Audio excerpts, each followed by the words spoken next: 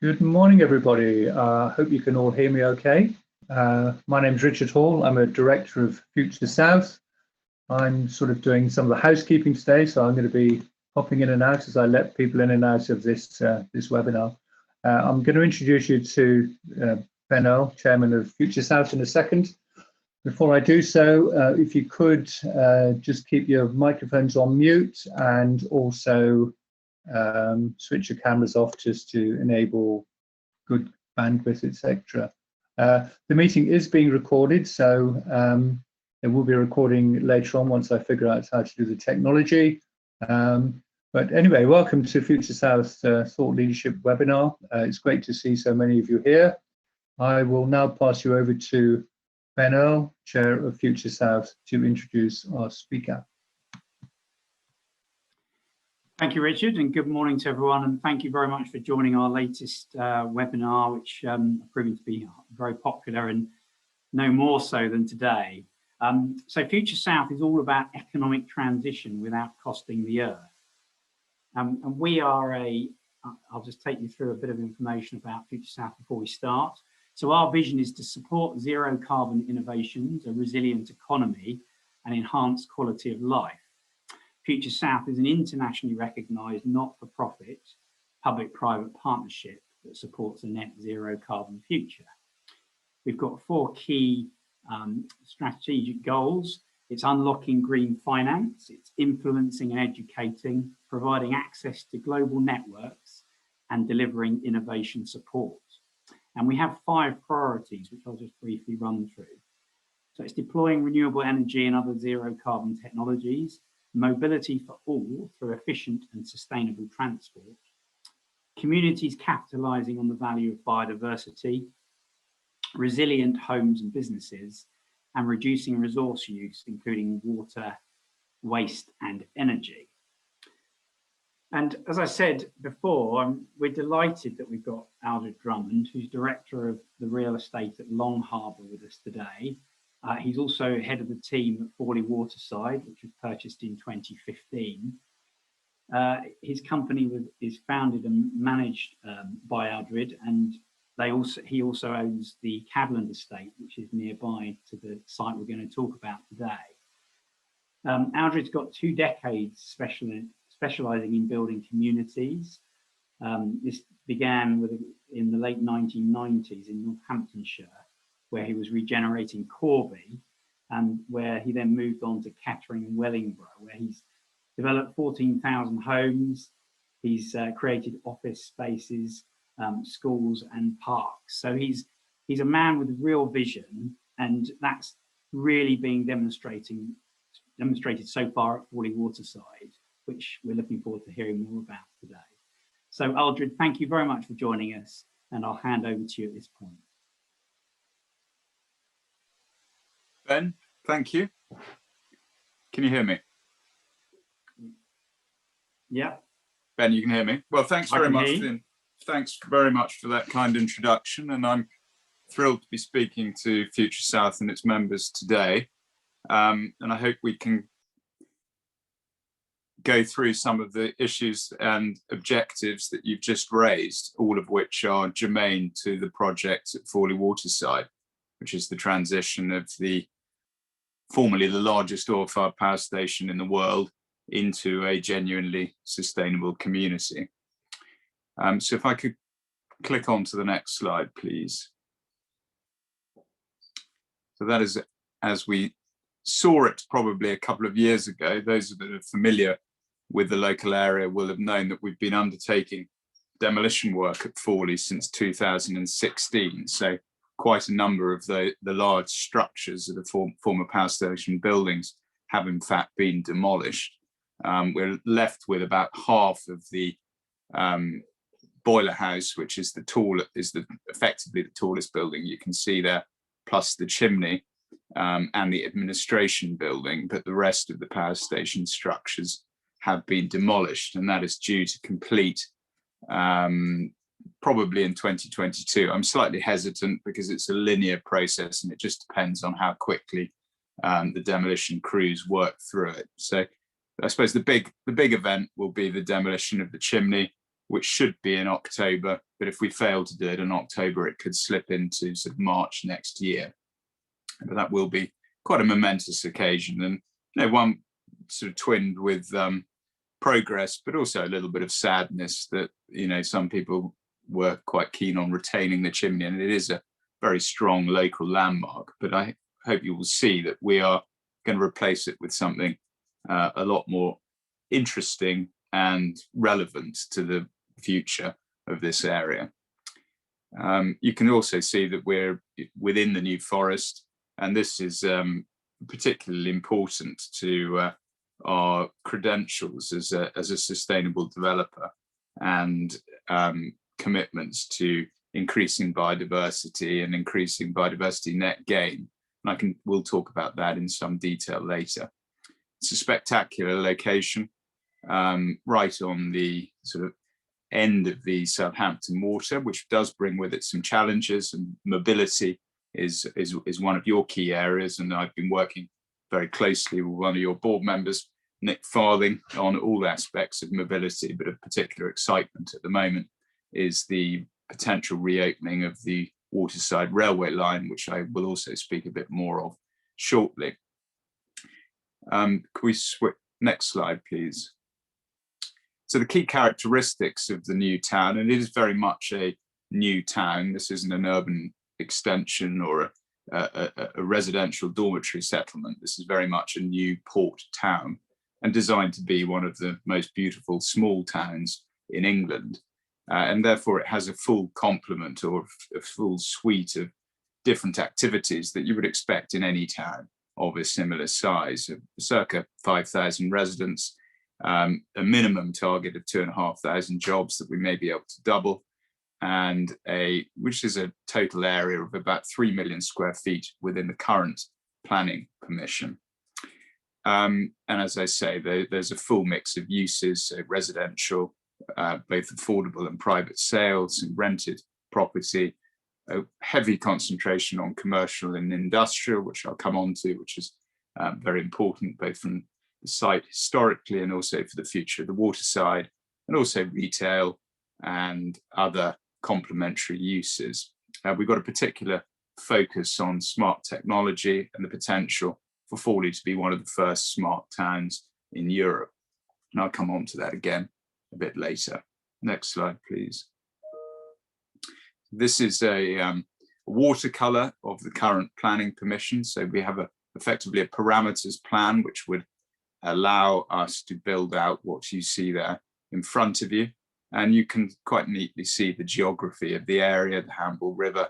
In the north there, you've got the Esso oil terminal, and then stretching up to Southampton Water. And it also gives you a good impression of the surrounding landscape, and also the division of the town, which I'll come on to a bit later in the master plan.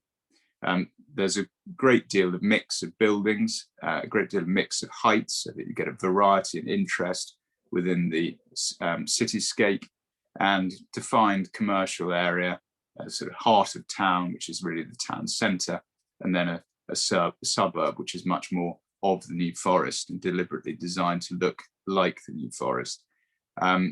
Surrounding that are about 250 acres of parkland and environmental land, much of which will be publicly accessible, and which is, again, the restoration. Most of it is the restoration of the current ongoing quarrying operation, gravel quarry. So there'll be substantial landscape improvements, and as we like to say, it's the largest expansion of the New Forest since the Normans, because we are bringing the New Forest landscape back from the existing open common lands right through to the water. So we're extending the New Forest from its existing landscape back to the sea. And of course, the New Forest used to touch the sea in many more areas. When I think of the New Forest, I'm really referring to the sort of crown lands and lands that are grazed by the New Forest livestock, and that will be possible. So we'll be able to bring livestock from the estate on landscape that looks very much like the New Forest, the sort of open heathland and woodland, right through this area you can see here down to the seashore. Next slide, please. there's the master plan, and as I described earlier, you can see the three distinct areas. We're utilising a lot of the existing power station infrastructure, and that really is remarkable. I mean, it's the power station was effectively an 85,000 ton steel structure that was sunk onto an enormous concrete basement. It's the largest unsupported basement in Europe. It's 400 meters long, it's 110 meters wide, and it's 15 meters deep. And if we so wish to, we could put 4,500 cars into it to give you an idea of scale, but we won't be doing that. We'll actually utilize it for about half that number of cars, and the rest will become a canal and effectively an access area for the northern quarter, which is designed to really champion technology and maritime uses. You can see the expansion of the existing power station port, which will have direct connections to Southampton, possibly the Isle of Wight, and will become a central point of our mobility plan. And will also be a marina, both a leisure facility and a commercial facility. And the big white building is in fact an automated boat stack, so you'll be able to stack boats in there. There are about 100 wet berths, and then a substantial area for larger vessels, which will give us the ability to take boats up to what we're looking for as a ship refit yard. You can clearly see the environmental landscape around it, the big blue inland lake, if you like, is what we call a saline lagoon, and that actually follows the line of the old coastline, because most of that land to the south, about 100 acres of that land to the south, was actually reclaimed when they dug out the power station area and refilled it with millions of tons of dredged gravel. And so we're putting the old coastline back to what it was, and that will become a major refuge for wildfowl, particularly overwintering wildfowl, for which the Solent is very famous. And for those of you that know the area around Lymington, where they've got the old salt pans, and you can see that bird life can be habituated to human activity as long as humans stick to very defined paths, and then the birds get used to, it's called the Normandy lagoons, the birds get used to people walking around there, and also their dogs, because they're fenced off, and actually it can work in a very symbiotic and positive way. Next slide, please. That's a view from effectively the boat stack looking out across the towards the Southampton Water. That's the existing port area of the power station, and you can see the sort of design of the buildings, very much meant to feel like a proper port town. Got a hotel on the left side, which took its inspiration in design terms from the City Hall in Southampton, and it's meant to conjure up a sort of port-like and also commercial type atmosphere. And the ground floor areas are mixed use, so there'll be a mixture of retail, offices, and some food and beverage. And you can see the marina to the left-hand side. And then above the ground floor, the majority of the use will be residential. Next slide, please. So this is now looking down the canal. So that's utilizing, as I said, the existing basement of Fawley Power Station. And this gives you an idea of the height of the typical height of the buildings that will be around the heart of town. There's typically 5 to 6 stories, so still quite a human scale, despite having had one of the largest buildings in Britain that was 160 feet high. We've tried to keep the overall height of the town down to quite a sort of manageable human scale, and also have a very mixed use, so there's plenty of activity to keep the place vibrant. It is even at 160 acres of development land, and probably for 5 to 10,000 people once you include all the workforce as well as the residents. You know, it's still a relatively small place, so it's very important to have a full mix of uses, which is good for mobility, it's good for public services, it's just good for the general feel and ambience of the place. And the canal there is absolutely imperative to bringing larger vessels and to enable us to take full advantage of the commercial zone to the north, which is our maritime centre of excellence. And I'll again come on to that in a bit more detail. Next slide, please.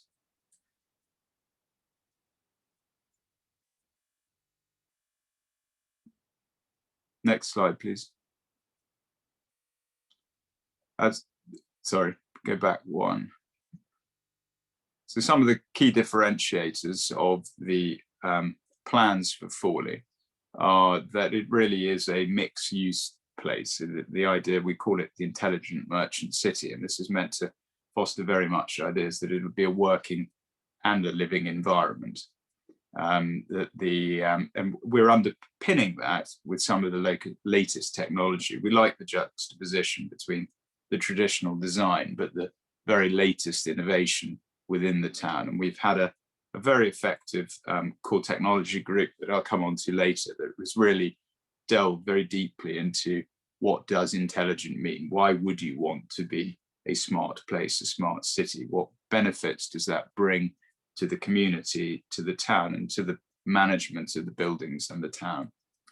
And how does it foster innovation? How does it attract businesses to come there?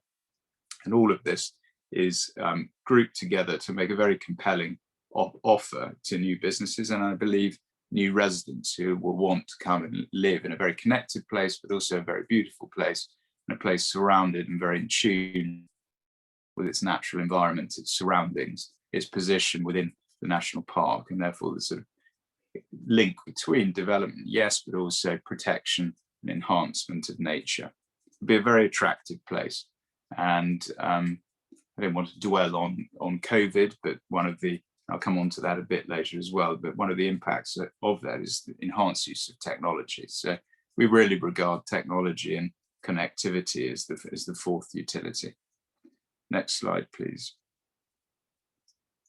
Digital intelligence, as said, we are the embodiment of that right now. We're living in a digital age, and therefore the connectivity and ability of people to work from home, the ability of them to connect with other parts of the world is absolutely paramount. And with that also brings the ability to manage building systems much better and reduce costs. Actually collecting data, as long as it's done in an appropriate way, and as long as people are aware of why you are collecting data from them, which is something that Google and through their Sidewalk Labs projects in Toronto perhaps got slightly wrong. But if you're very clear and you have a data agreement with people, it can be very beneficial. It can reduce your insurance costs. It can improve your security. It can reduce your energy bills. There's a whole host of advantages, but it just needs to be very clear so that it doesn't frighten people or put people off. And the benefits of that information should accrue to the people that are creating an innovation, i.e. the residents and the people that work there, not not a company that is like a big technology business that isn't being clear with why they want to collect that data. So we formed a core technology group. Some of the largest players in the technology world, you can see there, Cisco, Siemens, Vodafone, and IBM. And one of the strong points of the University of Southampton was to ensure that it was citizen-centric, that the community of Fawley benefited from this infrastructure as well as the community. And I'm sure we'll have some questions on that later. Next slide, please. Sustainable intelligence. This is absolutely front and center of the project. We're very mindful of the fact that we are within a national park. We're very mindful of the fact that development does have an environmental impact, but that should be more than offset. We're talking about net environmental gain rather than just mitigation. And so there's a huge plan, a huge environmental plan that covers many hundreds of acres to improve the biodiversity, to improve the carbon sequestration on substantial areas of the estate, for example, that will be enabled and financed by this project. Some of the simple things that we can do, and you'll have seen from the master plan, is reduce energy demand. If you've got plenty of services within the town, you've got plenty of employment within the town, and you've got the right infrastructure, digital infrastructure, and people need to move around less. The simple act of commuting will be reduced. If it's a walkable place, you won't need to get in your car to go and pick up or access basic services. You'll be able to walk around. The streets, because of the underground car parking, will be extremely pedestrian friendly. So all of these activities, the design of the buildings, for example, which you really concentrate on having attractive and usable staircases, very simple things.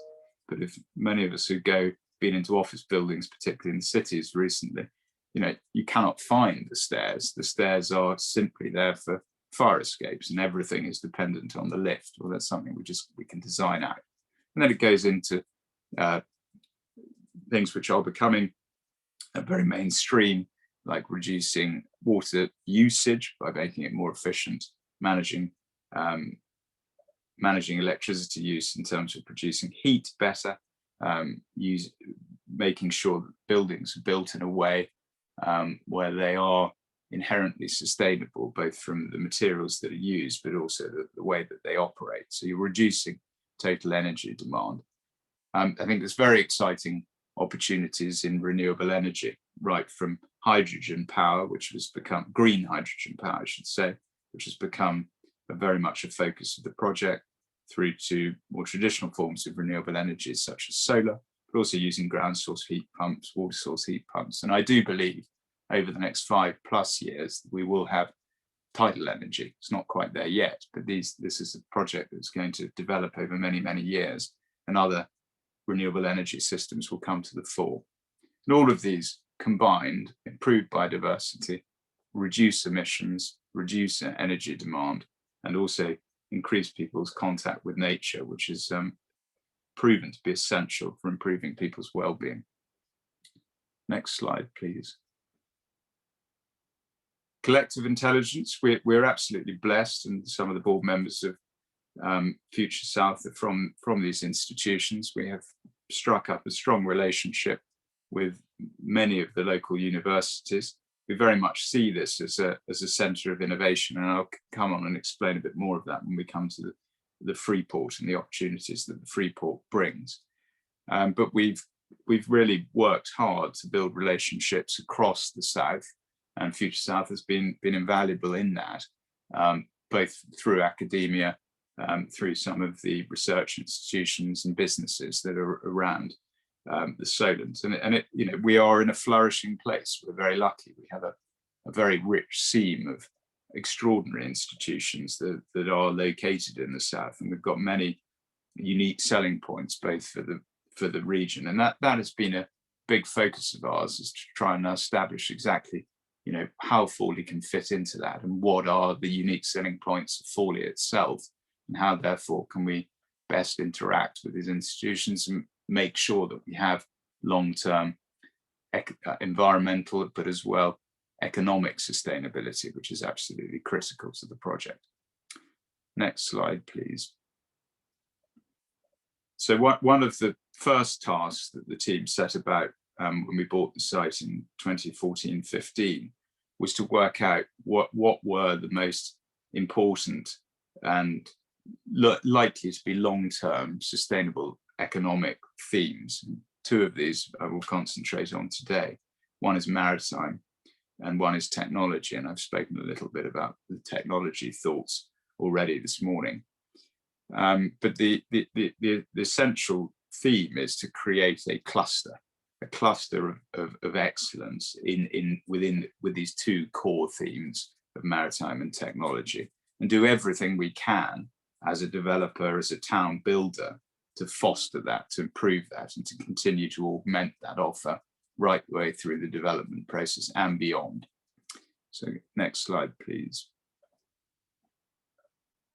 The opportunity for maritime is fairly obvious around here.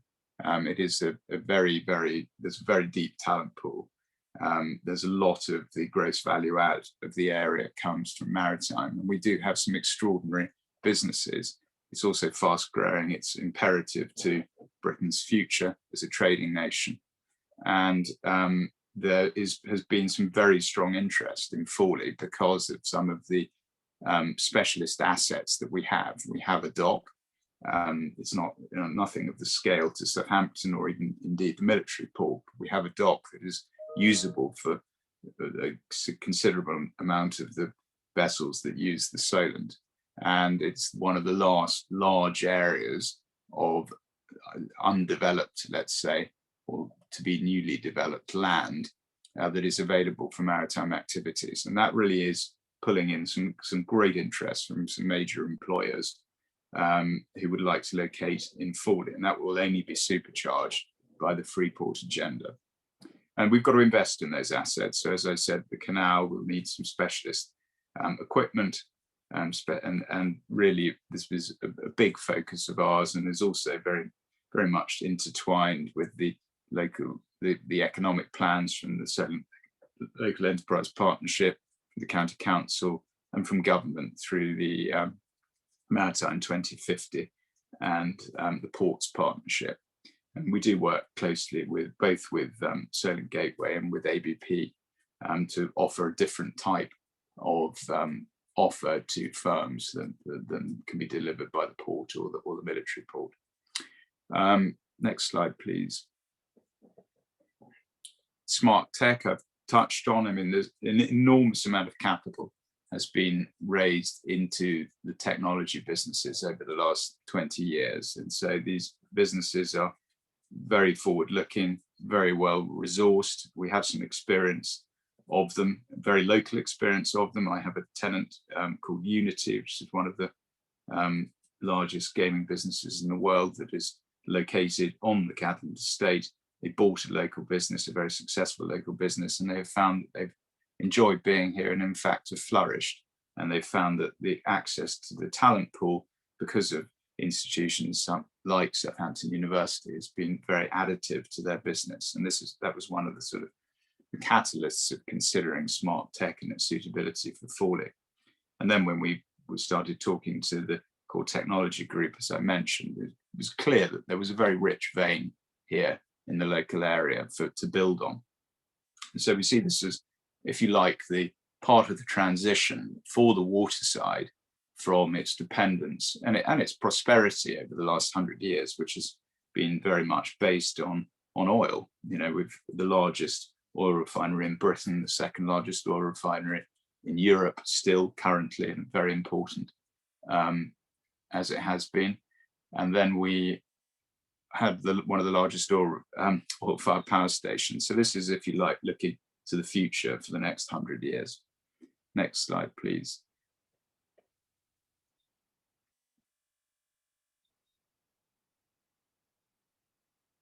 Next slide, please. So I'm just going to touch on Freeports. This is a major, major opportunity for the Solent.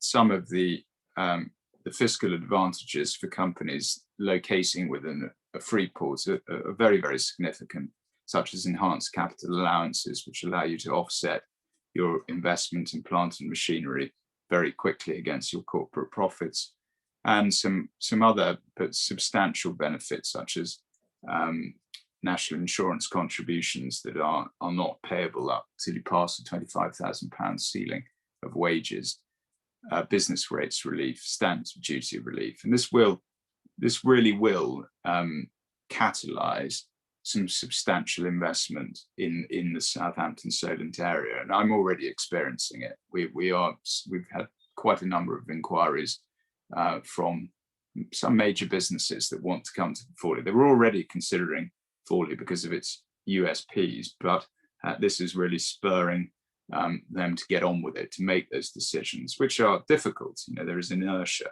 about taking on new space and really investing very heavily. It's difficult to do, particularly in the time of COVID. But these sort of major changes really, really spur on that activity. So we see this as being extremely exciting for the whole area, and are delighted to be part of it. Fawley itself is earmarked to be within the tax port. We've got a number of months to go through before the exact boundaries are finalised. But at the moment, we're part of the waterside tax port, which includes Solent Gateway, parts of ABP's land, and part of ExxonMobil's refinery. So it's a fairly formidable offer to firms that want to invest in Southampton and the Solent area. Next slide, please. Where do I see that particularly benefiting Fawley? Well, we've got a very, very substantial commercial zone. As I said, we've got planning consent for 2,500 jobs, for space that can accommodate 2,500 jobs.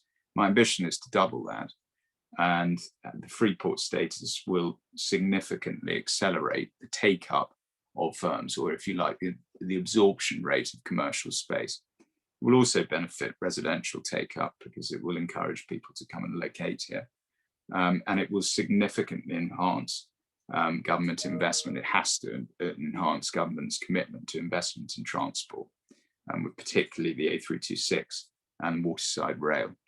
Next slide, please. One of the infrastructure enhancements we're going through and will start later this year is a very substantial upgrade to the fibre connectivity. This is part funded by Fawley and part funded by the LEP. And that is effectively a fibre line that splices into an exchange at Hounsdown, which is outside Tottenham, which is where the main London to New York cable and wireless fibre line goes. We were very fortunate we have that infrastructure locally already, and we were able to splice into that to make Fawley immediately one of the most connected places in Britain. Next slide, please. Transport connectivity. Nick Farthing can speak more eloquently about this than I can, but there are some very substantial investments that are ongoing, both on road, particularly, where we're all familiar with the M27 smart motorway project, but there's commitments to the A34 M3 junction, and there is an emerging commitment to dualling of the northern section of the A326. This is going through the department's processes at the moment. It's not a formal commitment, they're just doing the design work, but we have to think that the Freeport allocation will enhance that commitment. And I'll come on to the railway line. Go to the next slide, please. So the potential rail link to Southampton, the County Council have submitted their strategic outline business case. They did that last month. It's got a good benefit cost ratio, and it's looking pretty positive that we'll certainly, I think we're going to the next stage, which is for Network Rail to pick up the project and run it through the next stage of detail. And I would expect that we'll have a decision from DfT on whether to open it either toward the end of this year or certainly within the first quarter to a half of 2022. So this has been very much a project that's been very close to my heart. In fact, my great uncle was one of the original shareholders of the original Waterside Rail and made available quite a lot of the land to build the railway line on. So it's a sort of, if we can get it reopened, I'll be playing my own small part in that process, which will be a pleasant thing to think about later in life. But there are others that are far more involved, like Nick, as I said, in getting this railway line reopened. But it looks very positive at the moment. Next slide, please. So in terms of what's happening on site at Fawley, I touched on demolition. Planning is very nearly done. That's the outline planning consent. We received a resolution to grant in July. And we're in the very, very final stages of agreeing with Section 106, and I hope that will be issued within the next month or two. If that will then enable us to start doing our detailed design work for the infrastructure. We're working with Homes England to draw an infrastructure loan, which will then enable us to start on basically opening the site up and putting in the services, and then full-scale construction will start in about 2022, 2023. And we could, with a fair wind, have first homes open for sale in 2024 and the first commercial space open in 2023. Next slide, please. So here's a sort of broad phasing plan. The first phase is that sort of purplish area just south of the dock. So that will be our first phase, but we can also bring forward parts of the yellow land, that's phase 3, and then we're putting 100 acres of the environmental mitigation and SANGS land, publicly accessible SANGS land, before first occupation. So there will be a substantial amount of landscape improvements and change as within that first phase. Thank you very much. That's the end of my presentation.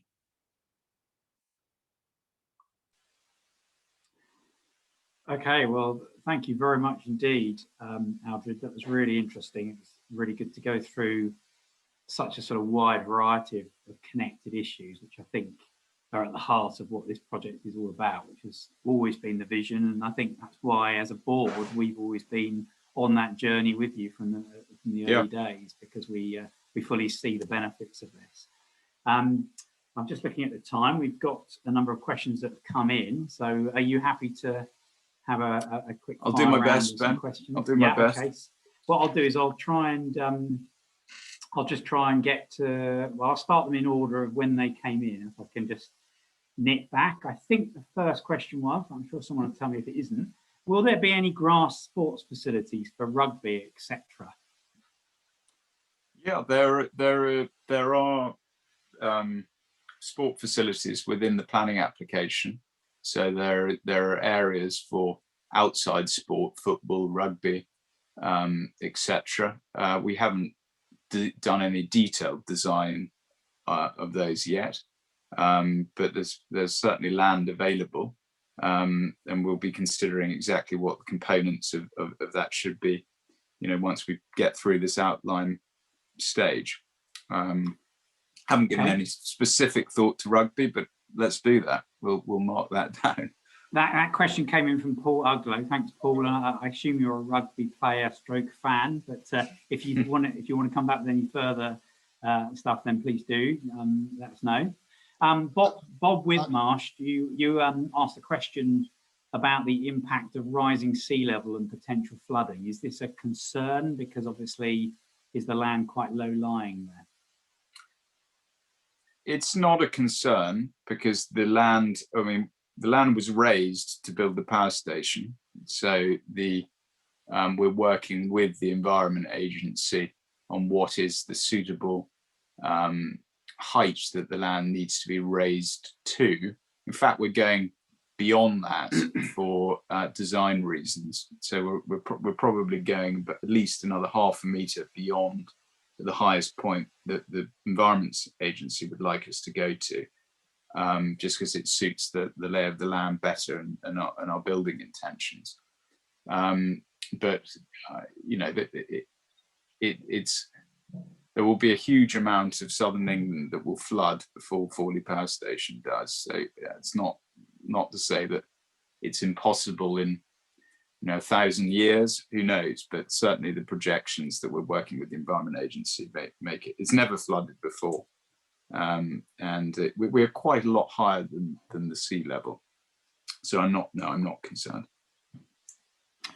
Okay, then the next question is coming from my former colleague Joel Hufford at Southern Water. Do you still have an ambition to be a smart water city working with Southern Water? And if so, what will that mean in reality?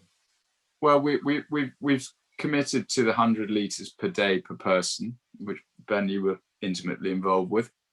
Absolutely, target 100. Speak more eloquently about it than I can. But again, it comes down to design, really. It's designing the systems correctly. So nobody should feel that they're going to be starved of water. It's still 100 litres a day is quite a substantial amount of water, but it's about clean water and using grey water effectively. We use a lot of water that could be lightly cleaned or could be rainwater that we don't need to extract from processed water, if you like. So I don't think you'll see any diminution in the quality of life of the residents living there. It's just about being much more efficient with the type of water that you use. So we're fully committed to that. And I think the vision always was that we would be having smart meters, smart houses, flats in the development, which are smart for energy and smart for water. So you'll know exactly what you're using, but it will also help you to understand your usage and how you can cut down on it. It's about, reusing water as much as possible, and probably having a smart sewer network as well, so you kind of know what's going on in the sewers. So that all those things are still possible, and working with those partners is really exciting. Yep. Okay, let's have a look at the next one. I was just making the point to everyone that as we were asked to support the rail line extension formally from Future South, we put in a letter of support to the County Council as part of that consultation. So and obviously we've already mentioned that Nick is a key part, as Vice Chair of Future South, has been leading the charge on the rail line. I'm sure Nick would love to say something at some point if we've got time, because that's such an important project to make, make sustainable transport really integral to this project. Let's see what we've got next. I see Paul's come back. Yes, so you're a player at Fawley RFU. Okay, we're trying to raise the money to make changing rooms, enhanced pitches, but struggling.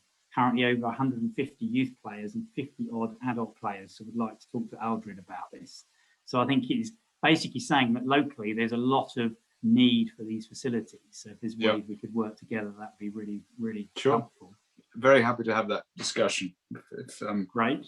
We'd like to get in touch with Tamsin, we can arrange that. Brilliant. The next question from Alan Hunt is, you seem to be light on the smart technology. Will there be more information available? We're very deep on smart technology, very, very deep. We have a chief technology officer who can elaborate at great length on the importance and how we will implement the smart technology. It's not something that we have made publicly available so far, and it's a fast-moving subject. But if anyone would like to have a specific discussion, I'm sure we could perhaps have a shorter session, Ben, I don't know, through Future South or something specifically on that, if that was of interest. Okay, yeah, I'm sure it would be. I've got Paul waving at me, Paul Copping. Are you going to ask a live There we go. question? There is Paul. I am the aforementioned CTO, just to show the physical evidence of Aldred's words. So it's just a proof of life, that's all. Oh, okay, fine. Okay, so I've got another question. When will the marina open, and what size of boat stroke depth can it accommodate? So the marina is going to be one of the first things that is opened. It'll be done in 2 stages. The first will be the opening of effectively the existing power station port, which will be expanded, probably doubled in size. And the second stage will be the canal. It can accommodate all sizes of vessels practically. I mean, the large, which we use marina projects in Portsmouth, and actually we've got an inquiry with Mike Ward at the moment about whether we can accommodate a 120-metre vessel. So that will, I think that's probably on the absolute limit. But we have currently the Blade Runner, which many people will know is about 70 metres long. She comes in and out of the port on a daily basis, and then everything below. So the boat stack is designed to accommodate 600 boats up to 15 metres in length and 10 tonnes. So that it'll accommodate almost everything that Solent has to offer in terms of leisure boating. Okay, Backer, you had your camera on, so I'm assuming you want to ask a live question as well. So Backer, the floor is yours. I had my hand up for some time. Oh, sorry. You need a bigger screen, yes. Ben. Thanks very much for really very interesting talk. Unfortunately, I only came somehow in the middle of it. So I've got a couple of questions for you. I'm from the University of Southampton, you probably know. Yep. The first one is related to transportation, and you mentioned the rail network, which is really great. And there are a lot of other talks about having discussion around whether that could link up with a pan-Southampton city network as well. So we just need to keep that in mind. But my question is really related to water transportation. And isn't it time that we should think about having some sort of a low carbon ferry to go across the points to pick up people from the development that you have, Hythe, as well as going to Southampton and other places? So that's the first question. The next question, is the development going to be low carbon, zero carbon, or negative carbon? And you can give us some indication about how we're going to go about that, how you're going to go about it. Yeah, certainly. Starting with transport, the obvious and easiest way for public transport is on the water. As you say, it's relatively inexpensive in terms of infrastructure provision because it's already there. And so we've been talking to Blue Line, we've been Blue Funnel, we've been talking to Red Funnel about integrating with their services, and also about looking at providing new services. So from Fawley across to Hamble, for example. So we are very much working on an integrated network. And I think the more integrated, the better that network will become. And will help things like Hythe, which has struggled forever to really work. But if it was integrated into a wider network, it would make it much more efficient. In terms of low carbon to carbon positive, that's a journey, which we're very much focused on, and is becoming easier, I have to say. The technologies are improving, the costs are coming down continually. So it's really about considering it in a deliverable way over a time frame. But if we ended up with a combination of just taking energy production of solar, tidal power, and using the latest systems within the town itself, I can see us being a net positive producer of energy, just as that one thing. And that doesn't include some advancing discussions in terms of hydrogen production, which has really become to the fore over the last year. What we're also looking at is how we actually build sustainably. So, what is the embedded energy cost of the materials that we're using? Where are we sourcing them from? We're blessed in some ways that, in terms of aggregate, we have either the supply from the sea, from effectively the dredgings of Southampton Water or Portsmouth, which we currently use. So we're currently going and collecting dredgings from those places and recycling them and selling them into the market, but we can use them for our own use. And we have our own aggregate quarry next door to the site. So that there's also about looking at local supply chains. And something we've been working on with Gary Wilburn is the potential for the New Forest and let's call it the local timber resource to actually use and utilize local mills, some of which are highly advanced and very specialized and produce some wonderful products. So it's about looking through that supply chain. Thanks, Backer, for that. And Aldred, just on the point about timber, it's one of the things that we've really picked up on at the Future South discussions, because low or zero carbon construction is really, really important, but also utilizing the woodland resource of particularly Sussex, Surrey, and a bit of Hampshire, because we are the most wooded counties of England, and yet a lot of that woodland isn't actually managed sustainably. So if you could bring more into sustainable management, that's great for biodiversity, and also it's brilliant for zero carbon construction as well. So it's a really important topic. Absolutely. Susie, I think you asked a question about transport over the Solent as well. I think that might have been answered now, but if you want to come back with any more detailed question. Charmaine, you asked about social housing provision. You mentioned it, Aldred. What percentage of the development is social housing? We'll get to 35%. So we start off at 25 and then we rise to 35. And again, I think that's really important in terms of the kind of need, isn't it, on that part of Southampton Water particularly. So that's really good to see. Nick, you very kindly shared your contact details just to come in on the back of the Fawley Waterside Railway extension, making the point that Oakhampton has just got the FT funds to do similar work as the Waterside Railway. So I think it's really important that all of us on the event today are aware that we need to keep lobbying to make sure that the funding comes to enable this extension to take place. Definitely. I think it's a no-brainer, isn't it, really, in terms of what it can do. And we know, I think there's a lot of nervousness about transport and what's going to happen after the pandemic in terms of, will people rush back in the same way? Hopefully they will. But, this will be a really, really important part of the development going forward.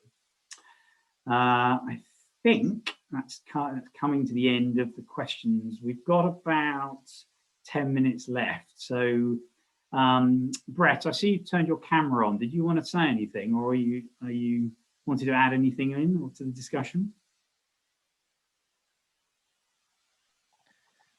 No, there were a couple of comments I was interested in. I mean, in short, you know, right from the outset when we wrote the vision and purpose, we've always considered the site to be regarded as exemplar for how we might live as we transition into this digital future.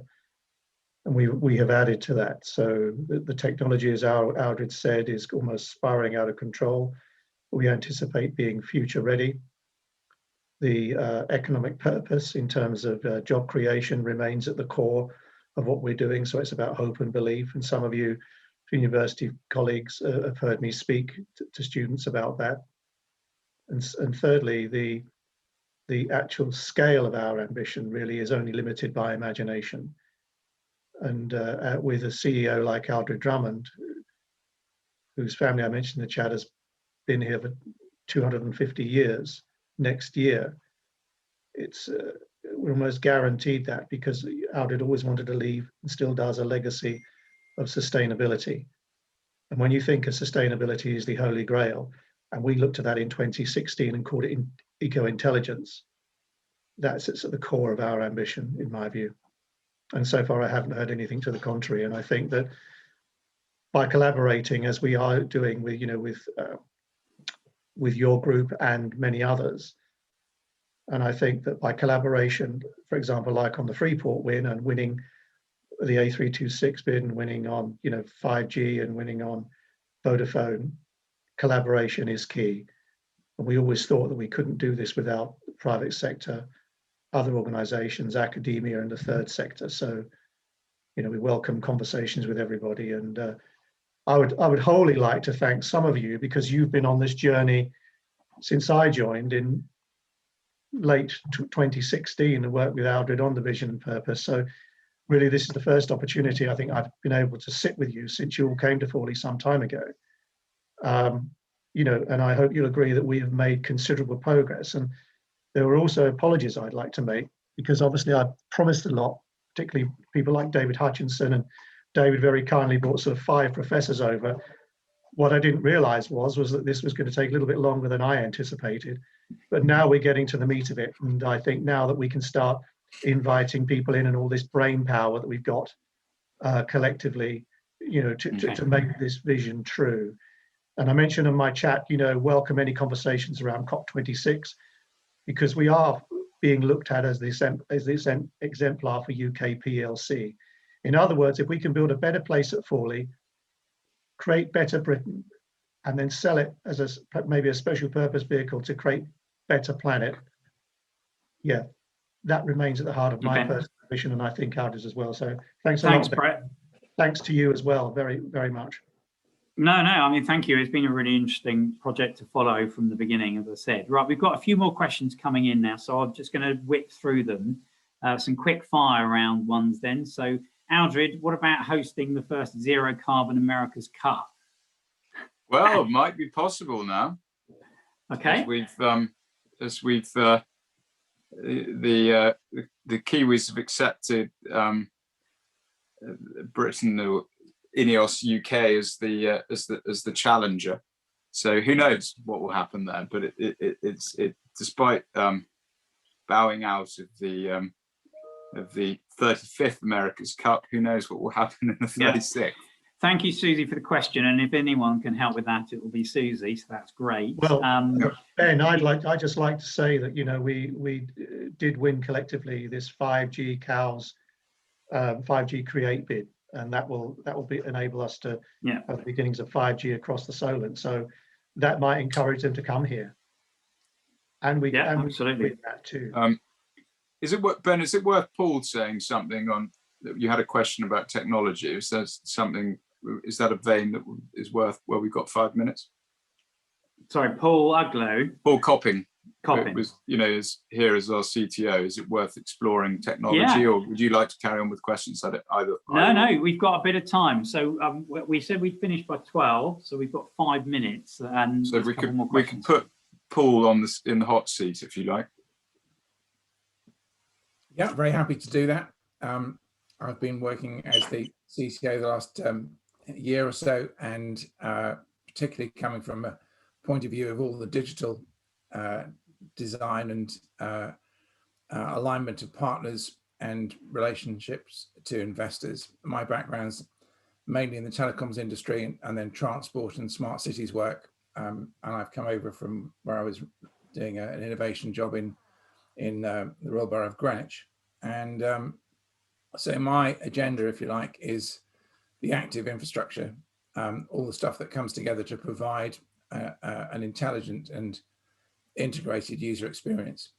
And that reaches all the way through from the way the buildings operate to the experience people have of their own communications and the artificial intelligence capability that links all the supply side and the transport infrastructure, the freight and so on. So there's quite a lot of appetite for investment and partnership from very big technology organizations who very rarely get the chance to build this sort of thing from the ground up. I'd be happy to take any specific questions across that span of interest. Otherwise, I can continue to give you the sort of overview. Alan Hunt, I had a quick look, Alan. I'm guessing you're not Alan Hunt, the rugby professional, so I'm not sure what your angle of entry is into this, but if you want to give me a more specific question, could be a disguised intelligent rugby field question, I'm not sure. Well, do you want to do that on the chat and we can come back to that in a second? If anyone else has any, I mean, I'll stick my email address in the chat, and if anyone wants to either offer supply of technology or to know a bit more about our approach to the architecture, then I'm happy to share. Okay, Paul Uglow, can I give you 30 seconds to ask a question and get a response before we finish, if you want to? Thank you. It was just looking at the road route down to Fawley Waterside. Cycled it to school and back for many years when I was at Hardley School. It's pretty heavy on trucks already. So are there plans in place to make it some kind of distribution centre so that anything in that area can be redistributed from there? A bit like the Southampton distribution centre for the hospital and Southampton City Council. Okay, thanks for the question. Aldred, anything to comment on that? I don't think we see it as a distribution centre. I mean,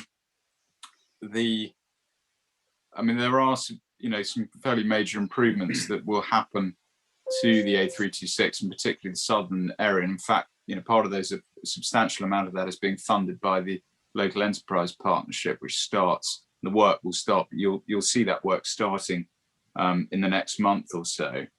But I suppose our ambition is to use the waterway as much as possible. As I said, we might reverse some of the aggregate that's currently being sold and transported up the road by using it ourselves and also bringing it in from the sea. But I think the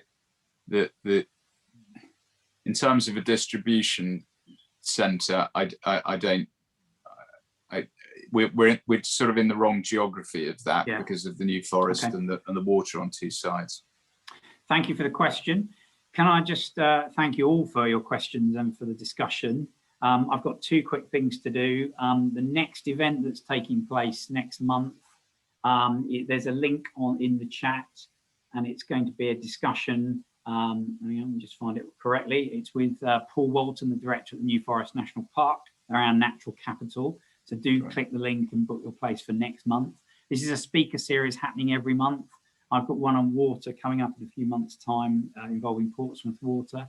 So do look out for that via the www.futuresouth.org, which is our main website, and it has all the links and connections and dates on there. There's also an event that BACA is running, the Evolving Cities Conference, later in the year. So again, there's a link there. So Aldred, can I just formally thank you for taking part today, for the team that have come on as well, Paul and others that have come on, and Brett as well.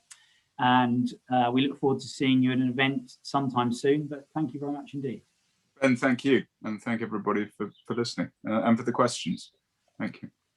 Great stuff. Thank you. Thank you.